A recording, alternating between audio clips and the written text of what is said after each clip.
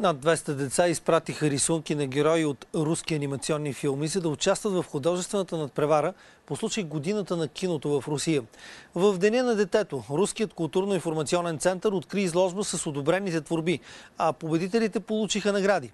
Как изглеждат в детските очи любимите на поколения рисувани герои, вижте в репортажа на Мина Пенкова. Героите от филми, създадени преди повече от 50 години, се преродиха под четките на младите художници. На едно момченце много му хареса вълка и той направи цяла поредица как той се движи. В конкурса са получени над 250 рисунки от 20 града в страната, а също така от Беларус и Русия. Необикновеният поглед на децата и интересните техники, които са използвали, смесването на различни видове материали, апликации, колажи, прави задачата на журито доста трудна. Искахме да наградиме колкото се може повече деца, затова дадахме няколко първи, няколко втори, няколко трети, специални награди, награда за серии от картинки, защото в някои творци просто толкова им се заради желанието да рисуват, че те създаваха собствени серии.